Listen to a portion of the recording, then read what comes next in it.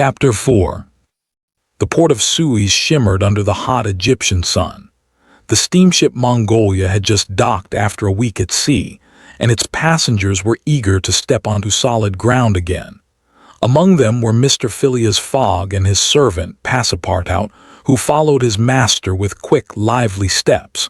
For Passepartout, Egypt was a dream he had never imagined. Golden sands, narrow streets full of camels, and minarets rising against the burning sky. For Mr. Fogg, however, Egypt was only a point on a timetable, a line in his carefully measured plan. Mr. Fogg checked his watch as soon as he disembarked. "We are on schedule," he murmured calmly, as if speaking to himself. Passepartout wiped sweat from his forehead, astonished by the heat and the new sights. "Mon Dieu," he exclaimed. "This is another world. Look, master, those domes, those palm trees, those camels carrying water." But Mr. Fogg only nodded politely.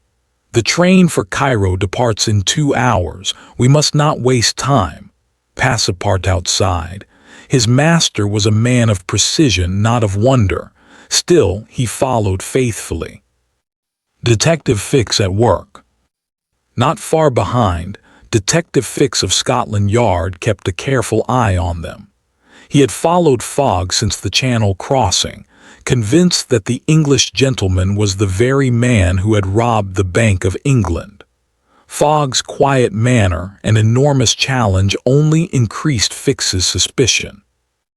At Suez, Fix hurried to the telegraph office and sent another urgent message to London.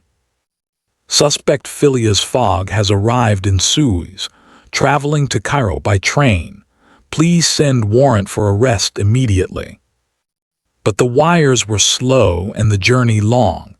Fix knew the warrant might not arrive before Fogg moved further east. That frustrated him, but it also strengthened his resolve. He would stay close, waiting for the right moment to act. Meanwhile, he struck up a casual conversation with Passepartout, who was too trusting to doubt him. Passepartout said proudly, "We have already crossed France, Italy, and the Mediterranean. Next is India, then Hong Kong, then America, and back to London." Fix nodded but thought to himself, this challenge is just a cover. He is escaping justice. His determination deepened. He must stop Fogg at all costs. Across the desert. The train to Cairo began its long journey through the desert. It was a curious mixture of European technology and ancient landscape. The iron tracks cut across golden sands, while the wind carried whispers of ancient caravans that had once crossed the same routes. Passepartout sat by the window, his eyes wide with delight. He pointed excitedly at every sight. "Look, monsieur, Bedouins on horseback, and there, a caravan of camels loaded with goods. This land is full of wonders." Mr. Fogg, on the other hand, sat upright in his seat, quietly reading his timetable and guidebook. His expression never changed. At exact intervals, he glanced at his watch, confirming the train's punctuality. After a while, Passepartout could not contain himself. "Master, do you never feel amazed? This desert, this sun, it is unlike anything in England."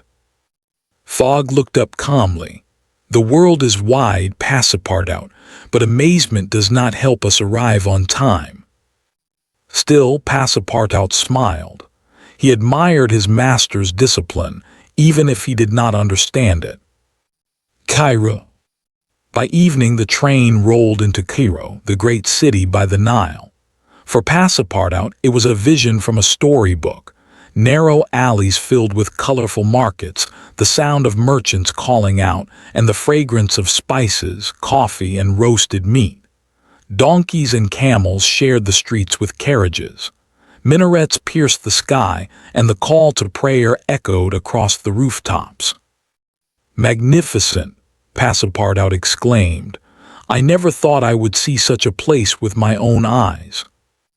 Mr. Fogg, however, moved with steady steps. He walked straight to the ticket office to confirm their passage on the next train to Suez, where a ship would take them toward Bombay, India. Time was everything. Detective Fix shadowed them through the crowded streets. He kept silent, but his thoughts burned. If only the warrant arrives in time. That evening, Fogg allowed Passepartout a short walk through the bazaar. The servant marveled at the lamps that glowed in the dark, the craftsmen hammering brass, and the storytellers gathering children around them. To him, Cairo was alive with magic. But his master was already preparing for the next stage. He calculated the hours, the distance, and the connections. "We are still on schedule," he said, satisfied. "If no delays occur, we will reach Bombay as planned." Passepartout nodded, though in his heart he wished for more time to explore. Still, he respected his master's mission. This was not a holiday, it was a race against time. Fix makes his move. The next morning, as they prepared to leave Cairo, Fix approached Passepartout again. This time he spoke with false friendliness. "You are fortunate to serve such a master," Fix said. "But tell me, do you know why he is in such a hurry? Why he risks so much money?" Passepartout laughed. "Why, of course, he is a man of honor. He has made a challenge and he will win it. You will see." Fix smiled but thought, "The servant knows nothing. I must catch the master myself." He then secretly wrote another telegram to London, repeating his request for the arrest warrant. He was determined to delay Fogg in Egypt if possible, but Fogg's strict schedule left little chance. Departure. The time soon came to leave Cairo and return toward the Red Sea, where their ship waited.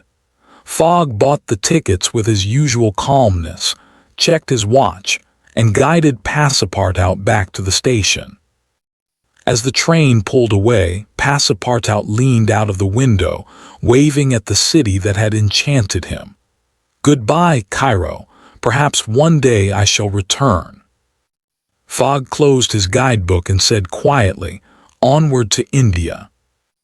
Behind them, Fix followed, his determination stronger than ever.